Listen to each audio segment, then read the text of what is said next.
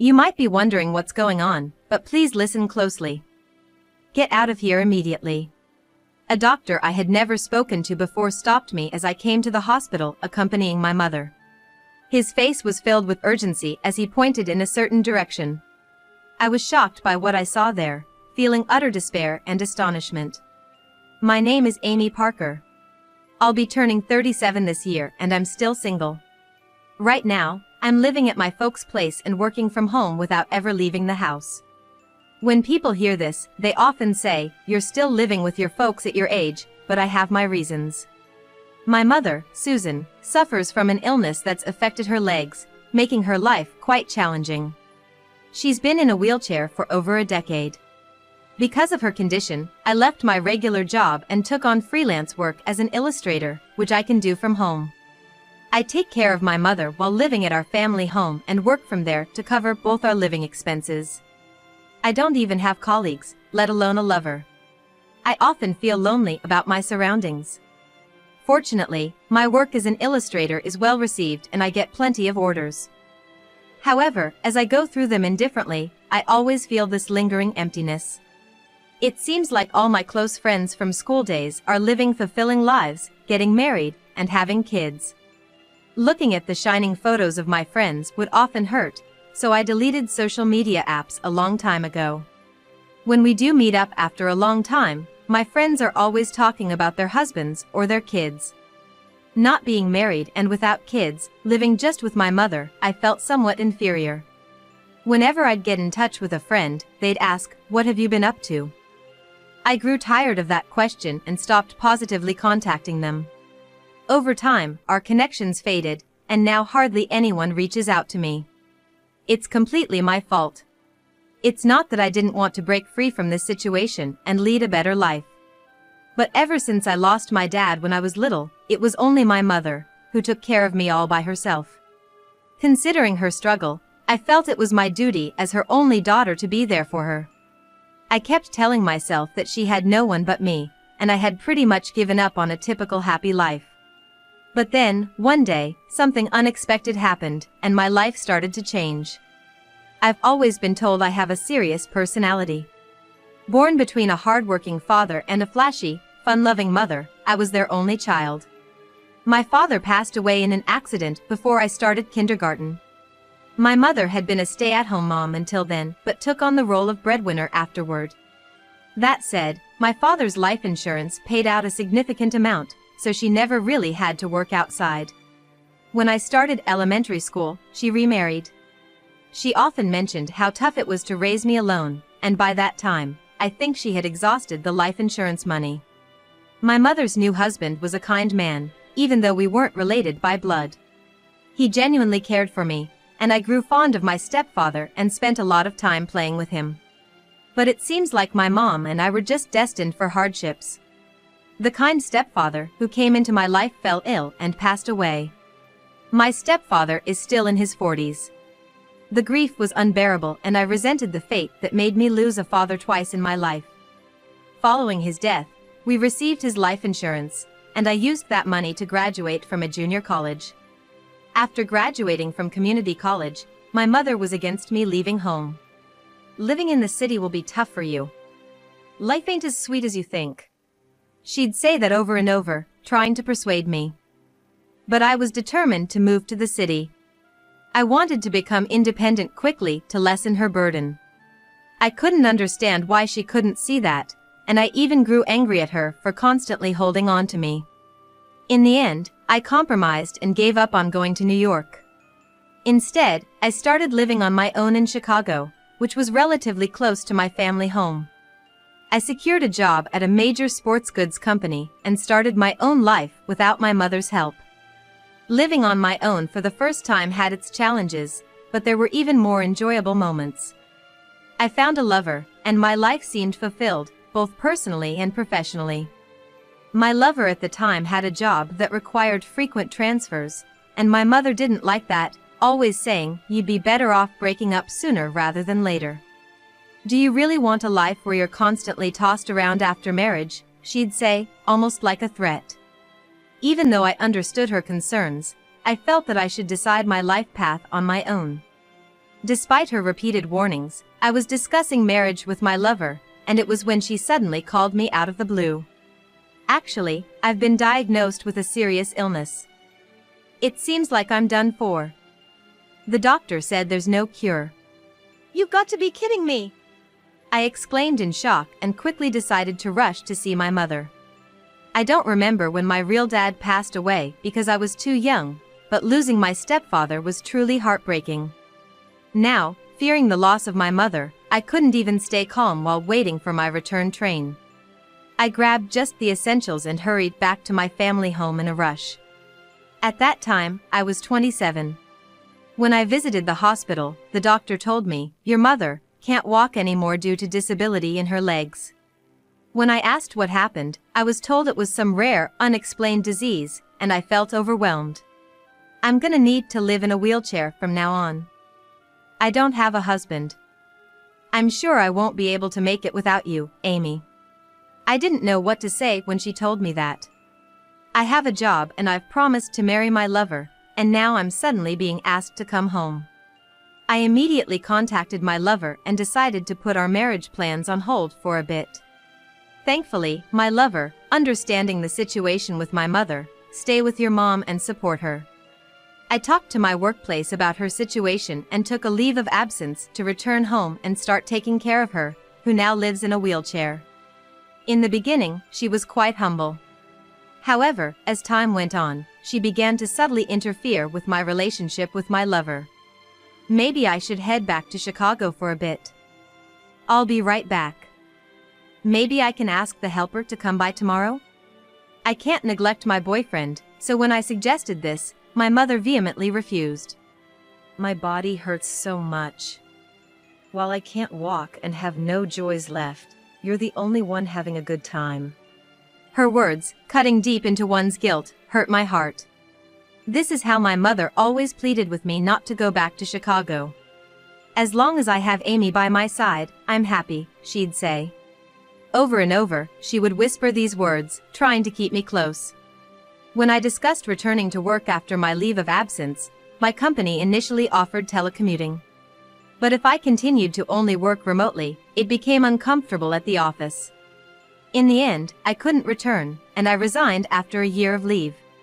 I had asked my lover to wait for a year, then two, but with my mother's situation, we couldn't see each other often. With fewer chances to see each other, I felt his affection for me fading away. Though I had mentally prepared myself deep down, he eventually told me he'd found someone else and we had to break up. During the time I was back home caring for my mother, he had fallen in love with a woman he met at work. He didn't want to cheat, so he planned to officially break up with me before pursuing her. As a parting shot, he said, "I really did intend to marry you," and I was left speechless. I cried all night, thinking how anything could be so cruel. All men are selfish. It's always the women who are left hurt. That's why it's not Amy's fault. Mom, if it's this painful, I never want to fall in love again. My mother compassionately comforted me in my heartbreak. Love and marriage aren't the only paths to happiness for a woman, you know? Even without a man by my side, I'm happy because I have you, my daughter. She mentioned she had remarried once for my sake, not because she wanted another man in her life. Hearing those words, I truly realized just how precious my mother is to me, more than anyone else in the world. I've come to believe that I can't really trust anyone else. As long as she has me, my mother often says she's content, even with her mobility issues, she's always hopeful about life. I decided to give up on the idea of marriage and went back to my forte, working as an illustrator. Given the care my mother required, I opted for a flexible freelance career. From the start, my illustrations were well received, and jobs poured in. Soon, I was earning more than enough to support us, and I felt truly relieved. I hardly ever left home, living a secluded life with just my mother. And like that, 10 years flew by, and before I knew it, I was 37 years old. Lately, I've been feeling off. I wonder what's wrong. Well, Amy, you're not as young as you used to be. Maybe it's just age catching up? Approaching my 40s, I've started to notice more health issues recently. I contemplate seeing a hospital with my mother every day. But one way or another, I've avoided doctors and just tried to get by with over-the-counter meds.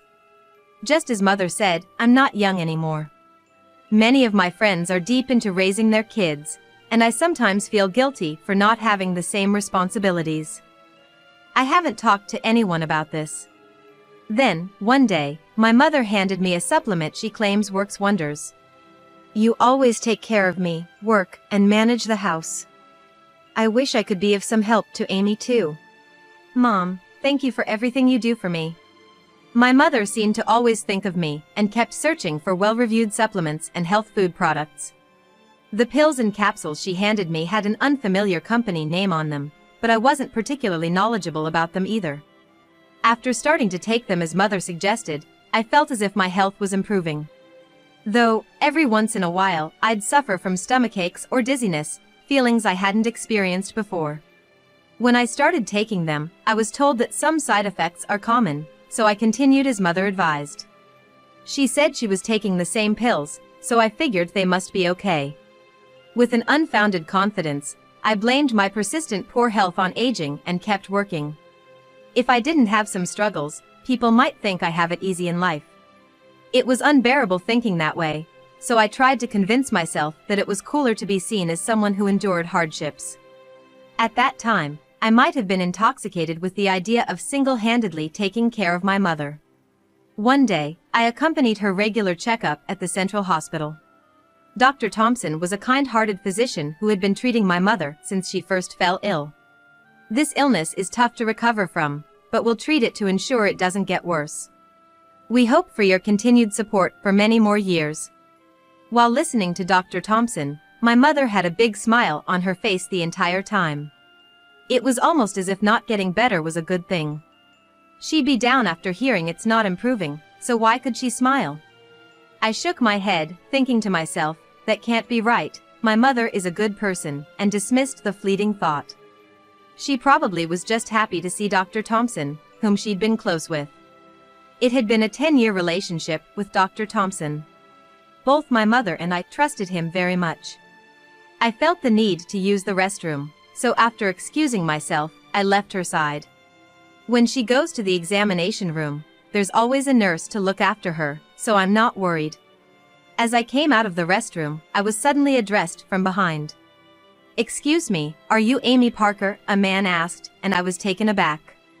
The man behind me was a doctor I had occasionally seen in the hospital but never spoken to. He introduced himself as Dr. Johnson and held out his hand before me. "I wanted to discuss something with you, Ms. Parker. If it's about my mother, I've already heard everything from Dr. Thompson." Dr. Johnson shook his head and said something quite unexpected. "What I want to talk about is not about your mother, but about you." I was a bit taken aback by his intense tone, but I thought I might as well hear him out. He led me to a prep room with a view of the examination waiting area from its window. Dr. Johnson said with a serious face, "I know this might seem sudden, but please hear me out.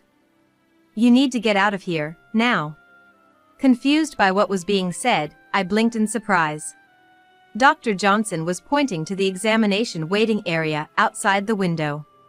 There, I could see my mother in her examination gown. "If you don't leave right now, I can't guarantee your safety. You should leave home and hide somewhere, anywhere." What are you talking about? Don't say such things. And what's happened to my mother?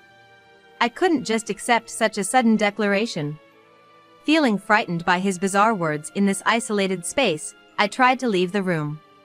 But Dr. Johnson stopped me, saying, "Just watch."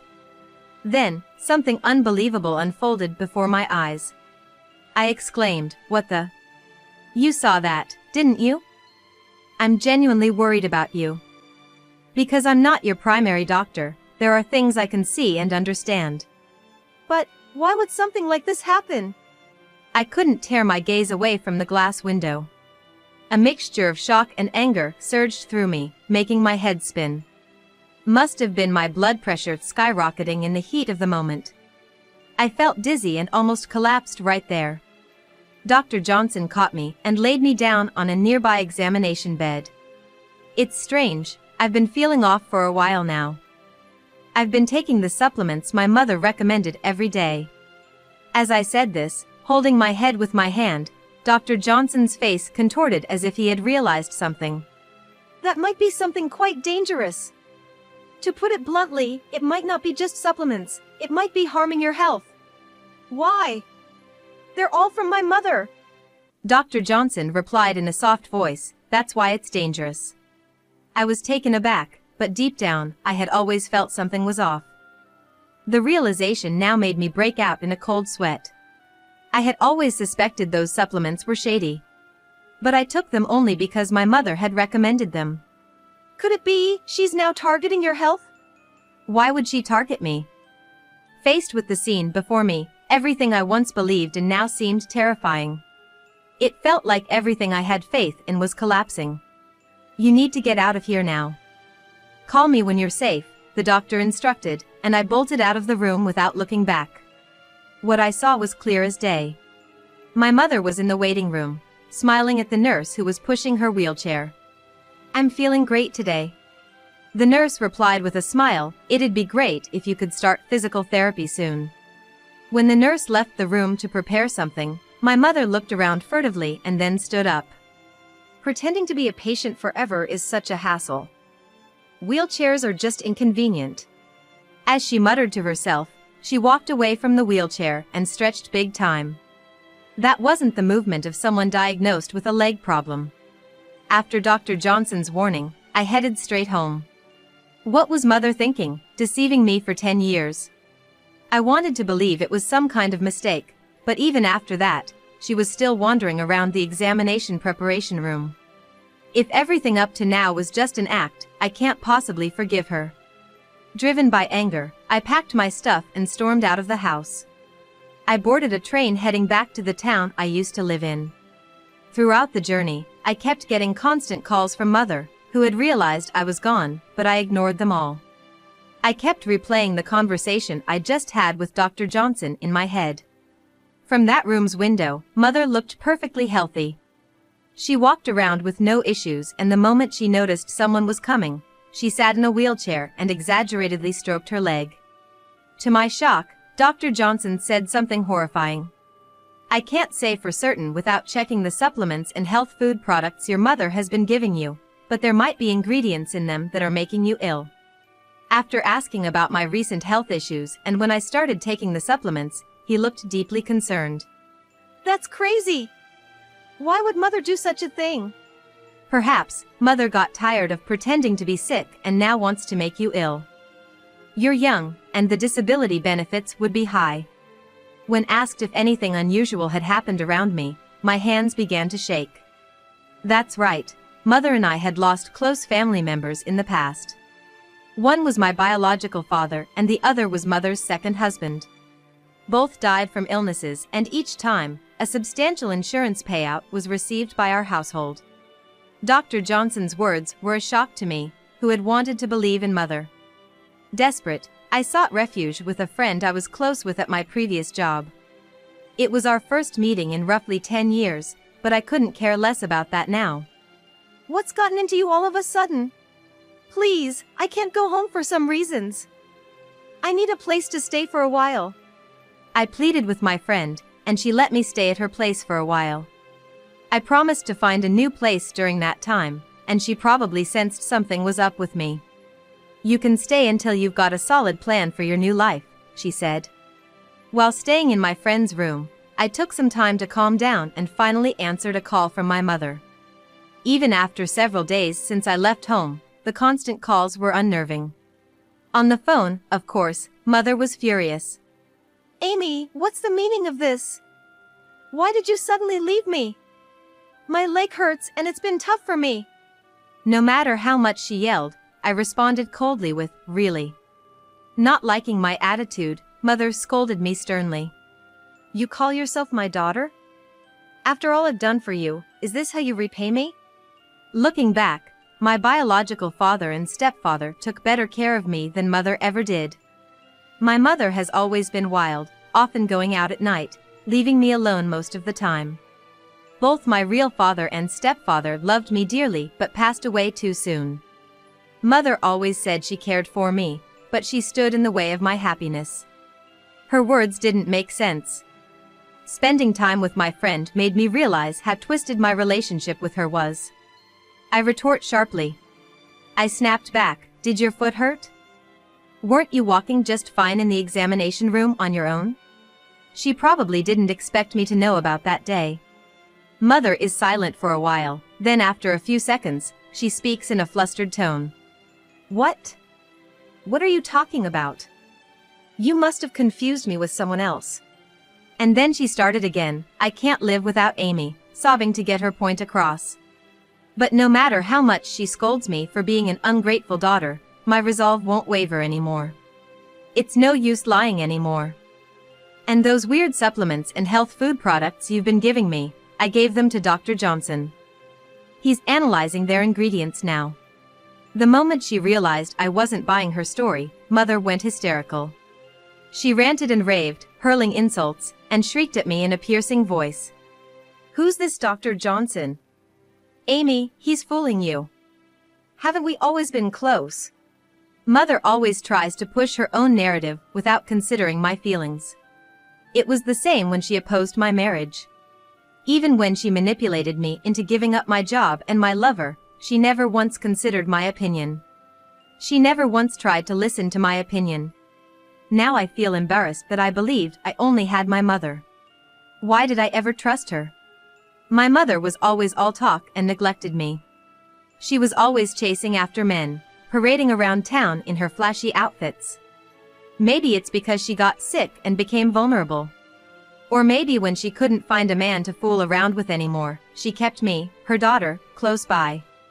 It wasn't out of love, but because she was jealous of my happiness. She probably always tried to tie me down by her side, making sure her property didn't escape. "You can't survive without me, can you? Dumped by men, unable to hold down a decent job, and at your age, you surely can't find happiness." "Shut up! It's all your fault things turned out this way. Don't pretend to be a caring mother and talk about my happiness. Faking illness to scam disability and welfare benefits? It's shocking, almost criminal." I raised my voice and hung up the phone. There are a few more things to settle before I completely cut ties with Mother. A few days later, I received a call from the hospital on my smartphone. It was from Dr. Johnson. "About that issue, we've finally figured it out. Please come to the hospital immediately." I jumped on the train and headed to the hospital where Dr. Johnson was waiting. In the examination room, Dr. Johnson began gravely. "Amy, as we suspected, those supplements were harmful to your health. You were close to being bedridden or confined to a wheelchair. I want to go public with what my mother did to me and sue her. Is there any way I can?" Dr. Johnson slowly nodded in response to my determined words. "I'll testify too. There might be other doctors or nurses in the hospital willing to testify as well." Before I could feel relieved, the door behind me was suddenly flung open. "Stop filling my daughter's head with nonsense." The anguished voice was that of my mother, who was in a wheelchair. Pushing her was Dr. Thompson. Yes, why didn't Dr. Thompson notice that Mother's legs were healed?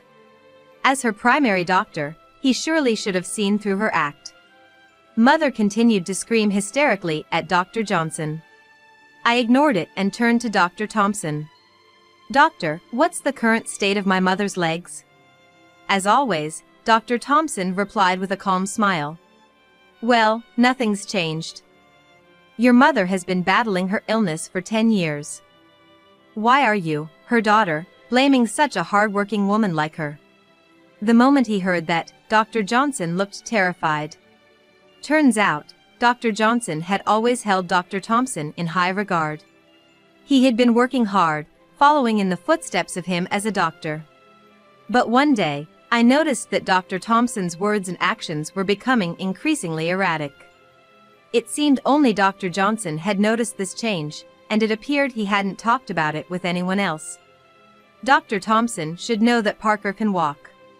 Dr. Thompson exaggeratedly spread his arms, acting like a movie actor. His gesture felt mocking, and it irked me. No, everyone's got it wrong. Only I am right. Parker's illness is severe, and his legs aren't healed. I'm gonna cure this mysterious illness. He then looked down at my mother with a stern face and spat out. After all the warnings not to walk, you went and did whatever you pleased. My mother pouted like a little girl, speaking in a playful tone. Well, I got tired of pretending to be sick. I wanted to switch with Amy quickly. At this, the pleasant expression on Dr. Thompson's face crumbled, and he began hurling harsh words at her. You've got a severe illness. I'm gonna cure you, and then present it at conferences. I'll become a renowned professor. I'm gonna use you to gain all the fame. Just shut up and listen to me. Dr. Johnson and I trembled before Dr. Thompson, who seemed consumed by his own power. Although Dr. Thompson and my mother were in cahoots, the doctor's behavior was clearly off. Even when she was yelled at, my mother didn't seem bothered and continued to voice her complaints to Dr. Thompson. You should have used something stronger than the medicine that shows symptoms slowly when mixed with supplements and health food products. Because you went about it in such a roundabout way, you got caught. Hearing this, Dr. Thompson's face turned beet red in anger. Before I could react to the shocking truth, Dr. Thompson's enraged shouts echoed throughout the examination room. You don't know nothing, you silly woman. Dumb people like you, with nothing in their heads but luring men, don't get to tell me what to do. But the very next moment, Dr. Thompson, probably due to high blood pressure, suddenly staggered and collapsed right there. Dr. Johnson calmly called a nurse over and began treating Dr. Thompson. Throughout this, I didn't exchange a single word with Mother, just bottling up my resentment and anger. To get straight to the point, my mother's legs had been healed for years. However, Dr. Thompson, who wanted to present it as a mysterious and rare disease at medical conferences, never let her get out of her wheelchair. Thinking of the disability benefits she'd get, she nonchalantly went along with it. But, naturally, playing sick for over a decade got old. She then tried to give me some shady pills, aiming to use me as her stand-in. Dr. Thompson was on board with this to an extent, but it seems he never intended to actually let my mother out of her wheelchair. He was going to keep her bound until the right moment for him to present his paper. Mother ended up dealing with the police due to disability benefit fraud. There are also suspicions that she may have murdered my biological father and stepfather for insurance money, and further investigations are underway. The police did visit Dr. Thompson, but he has been unconscious since his collapse. My mother still tries all kinds of things to get me to come to her, but I never listen. No matter how much she pleads, or how much she tries to win me over, I've decided in my heart never to go back to her. I don't want anything to do with someone who sees her daughter as a mere tool for convenience. I was saved from danger by Dr. Johnson, and because of that, we are currently dating. We're talking about hopefully getting married next year.